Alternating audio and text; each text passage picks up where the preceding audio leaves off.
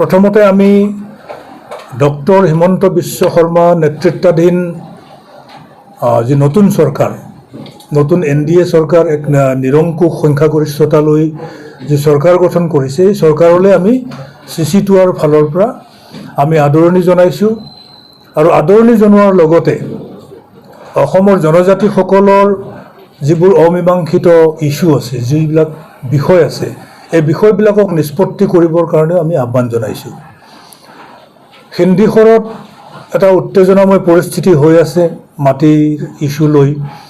তাত forest village আছে, প্ৰায় 172 ঘৰ জনজাতীয় লোক তাতে বসবাস কৰে।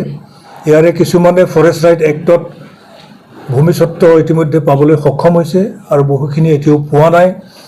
কিন্তু তাত তেওঁলোকৰ মাজত শংকা আছিল যে যিটো ছেটেলাইট টাউনশ্বিপ তাত স্থাপন কৰাৰ কাৰণে তাত ছাৰ্ভে হৈছিল, পিছত তাতে বিদ্ৰোহ হ'ল, প্ৰতিবাদ হোৱাৰ পিছত মুখ্যমন্ত্ৰী ডাঙৰীয়াও তাত উপস্থিত হৈ ক'লে যে এই ফৰেষ্ট লেণ্ডখিনি ৰেভিনিউ হিচাপে কনভাৰ্ট কৰিব আৰু কনভাৰ্ট কৰাৰ পিছত তাত মানে যুগ যুগ ধৰি বসবাস কৰি থকা ট্ৰাইবেল ফৰেষ্ট ডুৱেলাৰ্ছসকলক ভূমিৰ পট্টা দিব। আৰু ইতিমধ্যে তাত এই কাম কাজবিলাক চলিছে।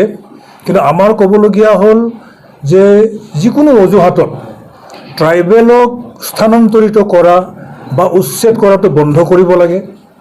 কেৱল সিন্দিখৰ বুলি নহয়, যিকোনো ঠাইৰ পৰাই যুগ যুগ ধৰি বসবাস কৰি থকা ট্ৰাইবেলক উচ্ছেদ কৰা বা ডিছপ্লেচ কৰা, তেওঁলোকক স্থানান্তৰিত কৰাটো চৰকাৰে বন্ধ কৰিব লাগে।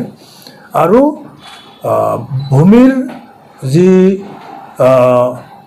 ৰক্ষণাবেক্ষণ বা ইয়াৰ যিটো ছেফটি, ইয়াৰ ছিকিউৰিটি, এইটো নিশ্চিত কৰিব লাগে।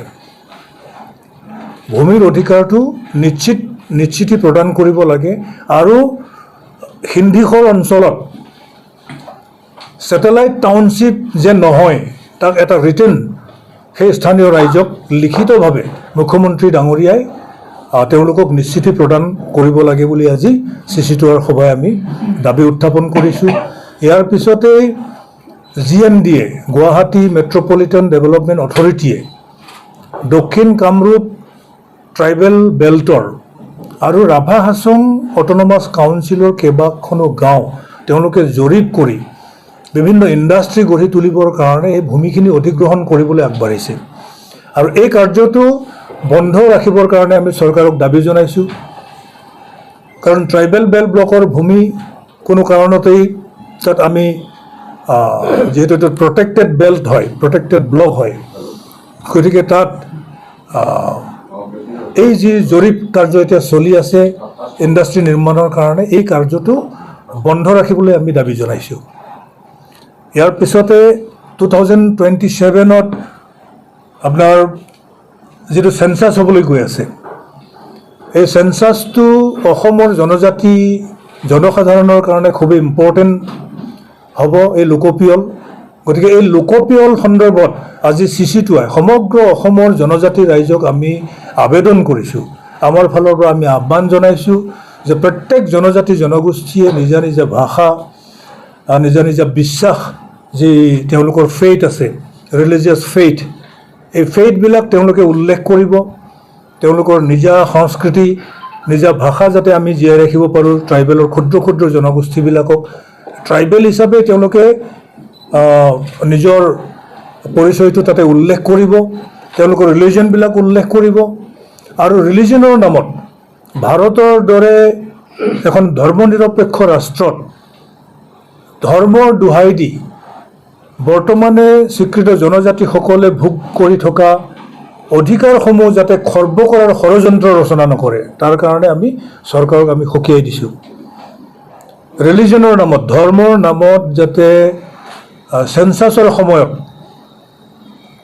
জনজাতি লোকসকলে উপভোগ কৰি থকা কনষ্টিটিউচনেল ৰাইটছটো পৰা কৰিবৰ কাৰণে, বঞ্চনা কৰিবৰ কাৰণে যাতে ষড়যন্ত্ৰত লিপ্ত নহয়, তাৰ বাবে আমি চৰকাৰক আহ্বান জনাইছোঁ। আৰু চৰকাৰে এই সম্পৰ্কত তীব্ৰ নজৰ দিব লাগিব। তো সেন্সাছ সম্পৰ্কত আমি সমগ্ৰ অসমৰ জনজাতি ৰাইজক আমি জনাইছোঁ ট্ৰাইবেল হিচাপে তেওঁলোকে হেৰি কৰিব লাগিব তেওঁলোকে নিজৰ পৰিচয়টো দাঙি ধৰিব লাগিব নিজা নিজা জনগোষ্ঠী নিজা নিজা ভাষা নিজৰ মাতৃভাষা তেওঁলোকে ইয়াতে উল্লেখ কৰিব লাগিব আৰু নিজা বিশ্বাস তেওঁলোকে উল্লেখ কৰিব লাগিব এই আহ্বানটো আমি অসমৰ জনজাতি ৰাইজক আমি জনাইছোঁ